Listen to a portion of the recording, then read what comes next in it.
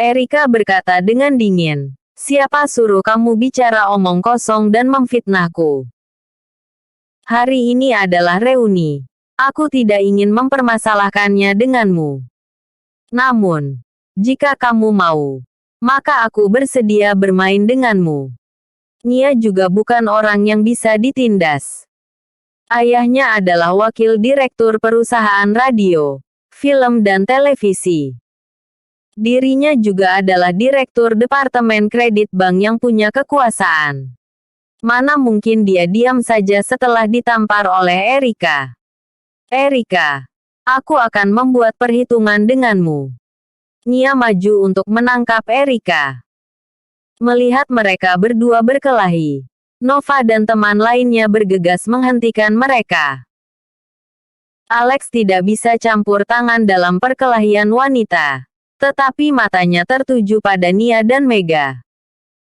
Jika Erika terancam, dia akan membantunya sesegera mungkin. Nova berdiri di antara Erika dan Nia, lalu berkata, kita ini teman sekelas. Sejak lulus SMA, ini pertama kalinya kita bertemu. Tujuan hari ini adalah memperdalam persahabatan antar teman, bukan untuk berkelahi. Nia, kurasa kamu pantas mendapatkan tamparan itu. Nia menatap dengan marah. Tetapi dia tahu bahwa Nova tidak mudah diprovokasi.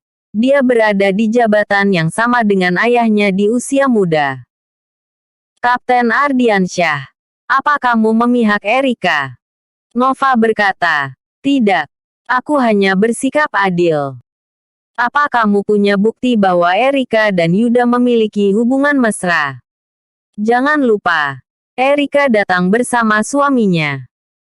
Kamu ini sedang memfitnah reputasi orang. Jika bukan menamparmu, lalu siapa? Nia masih menjawab. Tapi Mega berkata, Nia, cukup. Kami di sini untuk reuni, bukan untuk mendengar pertengkaranmu. Teman lainnya juga ikut membujuk. Mau tidak mau Nia harus tutup mulut. Setelah acara dimulai, semua orang asyik mengobrol. Masalah yang tidak menyenangkan tadi juga segera terlupakan. Mega mendatangi Erika dan Alex dengan segelas anggur. Erika, Alex, aku bersulang untuk kalian. Erika dan Alex sama-sama mengambil gelas anggur mereka. Lalu Erika berkata, terima kasih, Nona Wibowo. Mega memandang Alex, tersenyum tipis dan berkata, Alex, aku telah mendengar ceritamu. Kamu adalah orang yang luar biasa. Aku tahu bahwa sesuatu yang tidak menyenangkan terjadi antara kamu dan sepupuku Devan. Kepulanganku hari ini pas sekali bertepatan dengan reuni kali ini. Segelas anggur ini tidak punya maksud lain. Aku hanya ingin membantu menengahi masalah ini. Aku harap kamu tidak mempermasalahkannya. Alex berkata, Nona Wibowo memang bijak. Perselisihan Devan dengan istriku tidak lain hanya karena ingin menghasilkan lebih banyak uang. Sebenarnya, hal ini bisa dibicarakan baik-baik.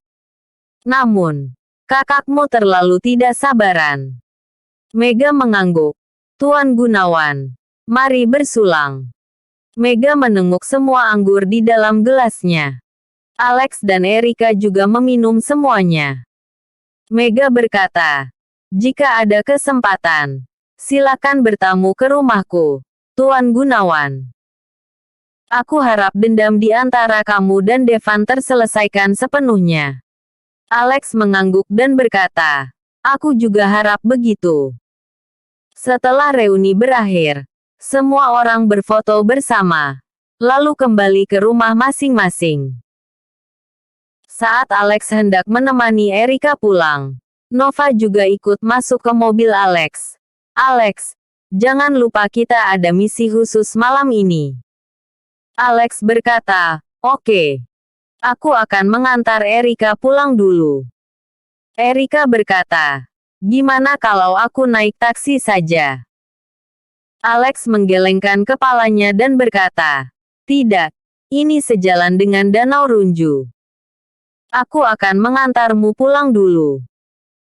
Saat sampai di rumah, ketika Erika turun dari mobil, dia tiba-tiba memberi ciuman pada Alex. "Alex, jaga keselamatan kalian. Jika si mesum tertangkap, hubungi aku." "Oke." Alex sangat senang di dalam hatinya.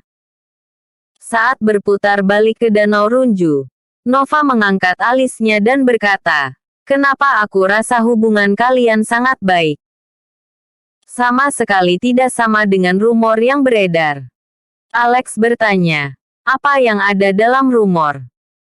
Nova berkata, "Aku dengar hubungan kalian buruk dan selalu tidur terpisah sejak menikah." Alex tersenyum dan berkata, "Kalau begitu yang kamu dengar memang rumor. Kapten Ardiansyah, jangan bicarakan kami lagi. Bagaimana denganmu? Apa pekerjaan pacarmu? Jika ada kesempatan, kenalkan dia pada kami." Nova tersenyum pahit dan berkata, "Pacar apanya? Aku bahkan belum pernah menjalin hubungan." Setelah turun dari mobil, Nova merangkulkan lengannya ke lengan Alex, dan tubuhnya juga bersandar di tubuh Alex. Gerakan ini membuat Alex sedikit canggung. "Kapten Ardiansyah, kamu," Nova berkata dengan sungguh-sungguh, "kita melakukan hal yang sia-sia di sini kemarin. Setelah aku pikirkan, ekspresi kita terlalu kaku. Bahkan saat berjalan saja ada jarak beberapa meter. Itu sama sekali tidak terlihat seperti pasangan. Bagaimana penampilan Anda seperti seorang pasangan? Dilihat seperti apapun juga seperti orang dari kepolisian. Bahkan jika si mesum itu bertemu kita, dia juga tidak akan tertipu. Oleh karena itu, kita perlu mesra sedikit untuk menipu si mesum itu. Aku harap bisa menariknya keluar." Setelah mendengar penjelasan Nova, Alex merasa itu masuk akal, sehingga keduanya berpura-pura menjadi pasangan yang intim dan berjalan-jalan di tepi Danau Runju. Keduanya tidak akan pernah menyangka sebuah mobil sport Lamborghini hitam berhenti di belakang mereka. Setelah Mega mengambil beberapa foto dengan ponselnya, dia mencibir dan berkata, "Erika, aku tidak menyangka kamu telah diselingkuhi." Alex dan Nova sudah mengitari setengah Danau Runju, tapi masih belum mendapatkan apa-apa. Nova sedikit putus asa. Apa mungkin hari ini juga akan sia-sia? Alex berkata, "Tidak masalah. Kalau begitu kita akan datang lagi besok. Aku sangat yakin orang ini akan muncul cepat atau lambat. Tujuannya sepertinya untuk menantang pihak polisi. Untuk melihat apa kalian memiliki kemampuan untuk menangkapnya." Nova marah. "Dasar mesum bajingan. Aku akan membunuhnya jika tertangkap." "Ada tangga di depan sana." Nova menunjuk dengan jarinya. "Alex, ayo istirahat di sana." Melihat bahwa dia memang sedikit lelah, Alex juga tidak bisa mendesaknya. Meskipun dia ingin pulang. Jadi dia menemani Nova berjalan ke tangga dan duduk. Area sekitar dikelilingi oleh hutan lebat. Di sini memang sangat sepi. "Hei, kenapa kamu begitu jauh dariku? Mendekatlah. Mungkin saja si mesum itu sedang menatap kita di balik hutan." Nova selalu memikirkan untuk memancing si mesum ke dalam umpan. Alex mau tidak mau harus duduk di sebelah Nova. Nova menyandarkan tubuhnya di pundaknya, menatap bulan yang cerah di langit. Lalu berkata, "Alex, aku pernah memeriksa informasi pribadimu. Kamu tampaknya yatim piatu. Bisakah kamu menceritakan kisahmu? Aku benar-benar tidak mengerti.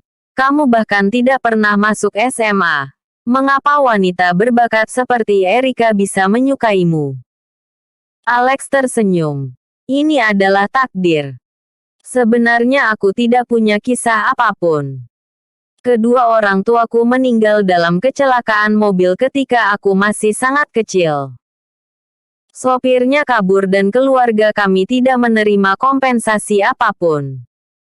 Aku menjadi yatim piatu dan datang ke Jakarta untuk hidup dengan kerabat. Tapi tidak seorang pun yang ketemu. Aku hampir mati kedinginan di jalan. Untungnya, Erika dan kakeknya menyelamatkanku. Kemudian, kerabatku kembali ke Indonesia untuk mencariku. Dan aku pergi ke luar negeri bersamanya. Nova bertanya, lalu apa yang kamu lakukan di luar negeri? Alex menjawab, menerima tugas dan mengambil hadiah. Nova tersenyum, rupanya tentara bayaran. Alex mengangguk dan berkata, kamu juga bisa menganggapnya begitu. Episode sebelumnya.